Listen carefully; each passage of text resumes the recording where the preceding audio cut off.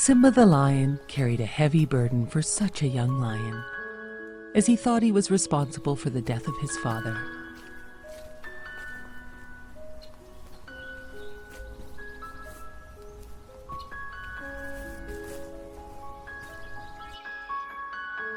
His meerkat, warthog, and other animal friends wanted to help Simba laugh again.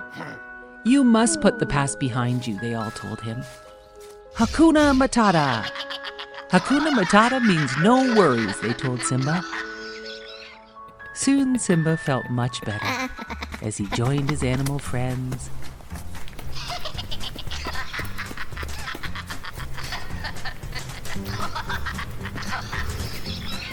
Swimming in the river and enjoying nice long days. As long as Simba did not think about his father's death and the painful memory of his Uncle Scar telling Simba that he was responsible for his father's death. Scar had told Simba to run away. Simba felt like he was always running away. One day, while playing, a beautiful lioness chased Simba's friend the warthog. She wanted to eat him. The warthog was very scared. Simba saved his warthog friend and then realized the lioness was his old best friend from childhood, Nala. Simba had run away from his Pride Land so long ago. Nala and all the lions and all the other animals missed him very much, and she told them they needed Simba to save them from Scar and the hyenas. They were destroying the Pride Lands. "Please come home," asked Nala. "You are our only hope." Simba was not yet ready to return, and he sat and talked to Nala all night, and they kissed and had a private embrace. "You can't change the past. It's all my fault," said Simba as he walked away from Nala.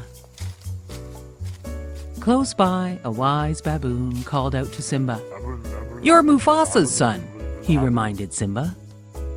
"He lives in you," said the old baboon, and he reminded Simba of that. The baboon led Simba to a pool of water and told him to stare hard at his reflection. Suddenly, the clouds parted and the water changed shape, and Simba saw his father, Mufasa. "Remember who you are," Mufasa said from the stars. "You are my son and the one true king." Simba was afraid of what he knew he must do. The baboon all of a sudden hit Simba with a stick. "Why did you do that? It hurt," asked Simba. "Doesn't matter. It's in the past," said the baboon as he tried to hit Simba again. Simba ducked, avoiding the hit. "See," said the baboon, "the past can hurt, but you can either learn from it or run away." Simba understood this lesson and decided to return to his father's land, to save it from the hyenas and challenge his Uncle Scar. "I must fight for this, or who will?" "We will," answered Nala, the warthog, baboon, and meerkat. "We are with you until the end." They followed Simba to the Pride Lands and fought a big battle with the hyenas.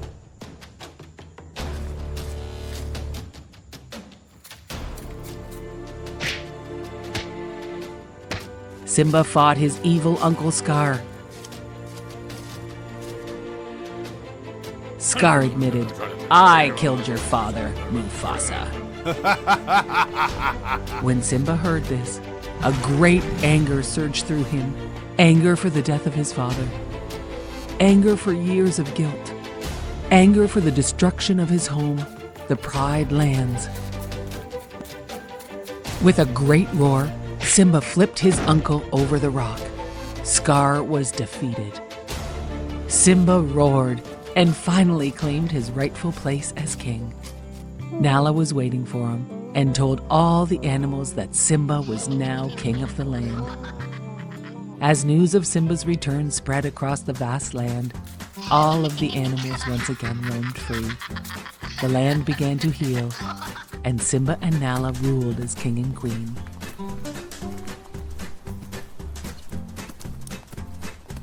Simba and Nala started their own family and lived happily ever after. Once upon a time, there was a boy named Aladdin who lived far, far away with his poor widowed mother. One night, a stranger knocked on the front door and said, "Good evening. My name is Mustafa, and I am looking for my brother's son, Aladdin. I would like to take Aladdin to work with me to make good money." Aladdin wasn't too keen on the idea because there was something about Mustafa that he did not like. But his mother thought it was a great idea, and she agreed to let Aladdin go with his uncle.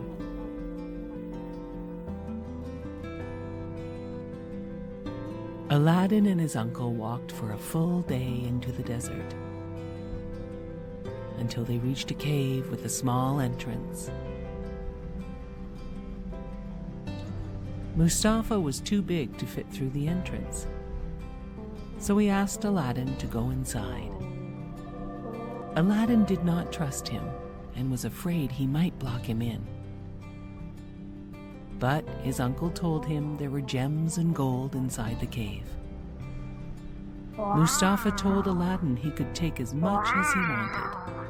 Mustafa only wanted an old lamp from inside the cave. So Aladdin went inside. Aladdin could not believe his eyes when he entered the cave. It was full of treasures. He started filling his pockets with diamonds and rubies and emeralds. He also found a gold ring that fit his finger perfectly. Finally, he found the lamp Mustafa had asked for. He yelled for Mustafa to help him out. But Mustafa said he wanted to see the lamp first. Aladdin did not trust him, so he refused to let him see the lamp. Mustafa was angry and said, "I am not your real uncle, and I don't care about you, Aladdin. Since you won't give me the lamp, I will block the cave entrance with this huge rock." Mustafa left Aladdin inside. Aladdin sat crying with the lamp inside the cave. "Stupid old lamp," he said. "It is not even real gold." He rubbed the lamp a little to wipe off the dust. And all of a sudden, poof! A genie came out of the lamp. "Master, I will grant you 3 wishes," said the genie. Right away, Aladdin said, "Take me home." And poof, Aladdin was at home. His mother almost fainted at the sight of Aladdin. He told her about Mustafa and the cave full of treasures. Aladdin rubbed the ring he had put on his finger, and a second genie appeared. "Master, I can grant you 2 wishes," said the genie. Aladdin wished for a grand palace and enough wealth for him and his family to be rich forever. All of a sudden, Aladdin and his mother had a beautiful palace filled with riches. One day, Aladdin was walking through the city when he saw the most beautiful girl.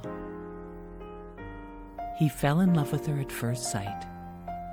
She was the Sultan's daughter, Yasmin. Yasmin loved Aladdin too. Aladdin went to ask the Sultan if he could marry Yasmin, and the Sultan said yes. After many years, the Sultan died, and Aladdin ruled the country. This news reached Mustafa. Mustafa knew how Aladdin became so rich and powerful, and he made a plan to get the lamp back. Mustafa tricked Yasmin, who had no idea who he was, into trading him with the old ugly lamp for a shiny new one. Yasmin accepted the trade and went to show Aladdin. Aladdin was mad at Mustafa for tricking his wife into this trade. He searched for Mustafa, and found him sleeping with the magic lamp. Aladdin slipped the lamp from Mustafa and raced back to the palace. Aladdin had one more wish, and he asked the genie to turn Mustafa into a frog so that he could never bother them again. The genie granted Aladdin's wish, and Yasmin and Aladdin lived happily ever after. Once upon a time, there was a man and his wife that had wanted a baby for so long, but had never had one. One day, the wife gave her husband the awesome news that they had waited so long for. They were going to have a baby. They lived in a house overlooking a big garden full of fresh vegetables and flowers. Sadly, the garden was protected by a high wall with barbed wire on the top. The mighty witch who lived there wanted no one in her garden. Everyone was very scared of the mighty witch. One day, the wife was so hungry for the fresh radishes. She saw them growing in the witch's garden, but she knew she could not have them. Although she really, really wanted them, she thought she might die if she did not have them. Her husband worried so much about her. She told him, "I think I will die unless I can have some of those radishes that grow in the witch's garden." Her husband waited for nightfall so he could climb over the wall to get her some of the witch's radishes.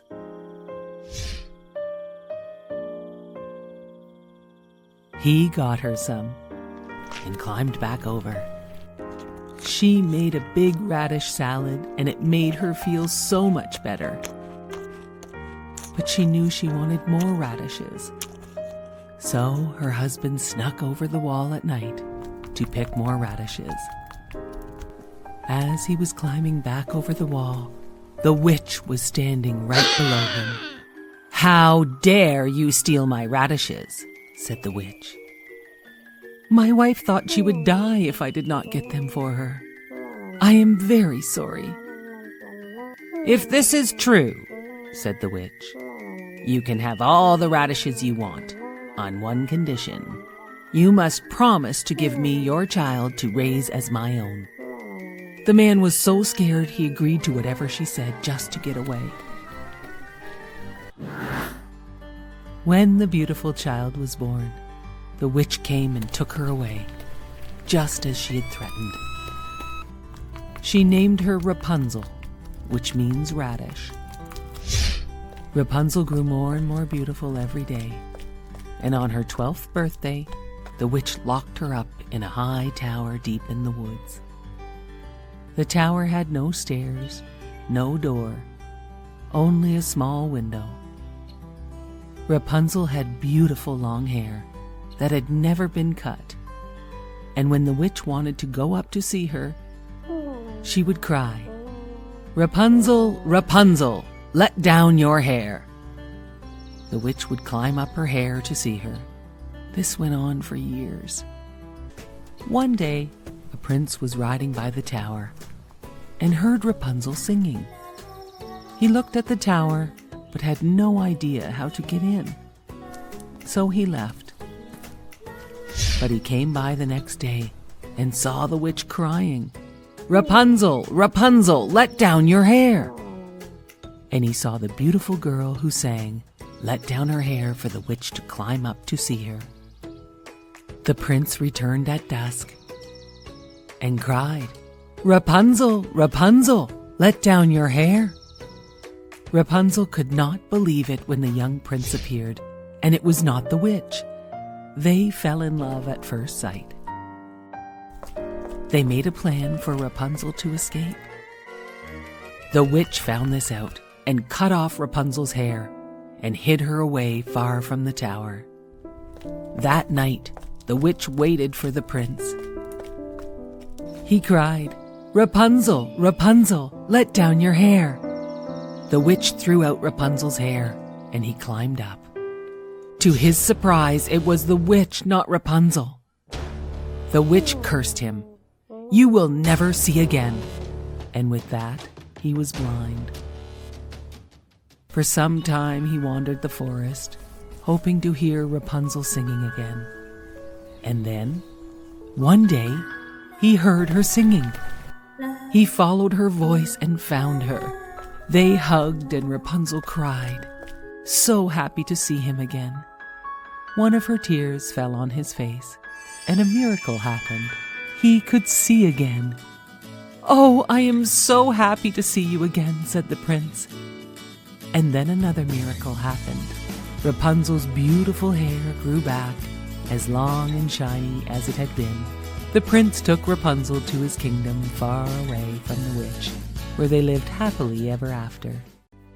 Long ago, in a small village, a woodcarver named Geppetto made a wooden puppet. It looked so much like a real boy that Geppetto gave it a name, Pinocchio. The old man was so happy, he showed the puppet to his cat Figaro and his goldfish Cleo. As Geppetto showed his puppet to his dear pets, a small cricket named Jiminy Cricket snuck into Geppetto's house to have a warm night's sleep. Jiminy Cricket watched as Geppetto set the puppet down and gazed out the window at the stars. "Look at that! The wishing star!" Geppetto cried. Geppetto wished Pinocchio was a real boy. Soon it was bedtime, and Geppetto, Figaro, Cleo, and Jiminy Cricket all fell asleep. Before long, a beautiful light filled the workshop and woke up Jiminy Cricket. It was the Blue Fairy. She had heard Geppetto's wish and was there to make Pinocchio a real boy. She touched the puppet with her magic wand, and Pinocchio came to life. But Pinocchio had to prove he was brave, truthful, and unselfish to become a real boy. The Blue Fairy knew Pinocchio would need help, so she made Jiminy Cricket his helper, so he would help him to choose between right and wrong, and prove himself. Geppetto was delighted with Pinocchio, and he sent him off to school like a good parent. On the way to school, Pinocchio met a sly fox, who said Pinocchio could make a lot of money and didn't have to go to school. Jiminy Cricket didn't trust the sly fox. The sly fox said he could spend all of his time having fun in the theater instead of studying at school. Pinocchio said, "Okay!" and off he went with the sly fox to the theater owner. That night, the theater owner put Pinocchio on stage.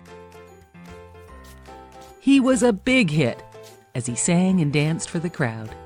The crowd threw money on the stage. Jiminy Cricket, who was in the crowd, worried.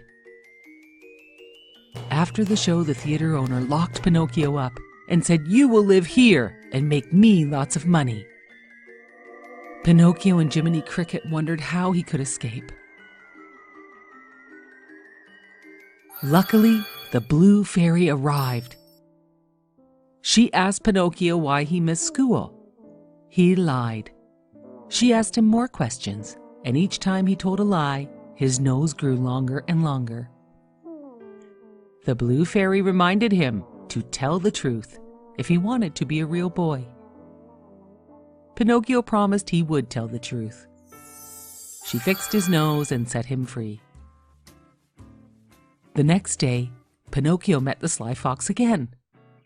The sly fox convinced Pinocchio to not go to school, but instead play and have fun all day. Pinocchio followed the fox, not returning home after regular school time. Geppetto was worried and went to look for Pinocchio. Geppetto sailed his boat to search for Pinocchio, and he was swallowed up by a huge whale. When Pinocchio returned home from playing all day, he found this out, and he knew he must save Geppetto. Pinocchio and Jiminy Cricket found the huge whale, and they teased him with the fish. The whale grabbed the fish, the pole, Pinocchio, and Jiminy Cricket, and they were all swallowed into his belly. They found Geppetto in the whale's belly too. They must find a way to escape from the whale. They decided they would make the whale sneeze, and they would all escape when the whale opened his mouth. It worked, but when the whale saw them in the water, he thrashed around, knocking everyone about. Pinocchio had to grab Geppetto to save him. After a while, the water settled down and Geppetto and Jiminy Cricket awoke on the beach. They found Pinocchio lying lifeless on the rocks.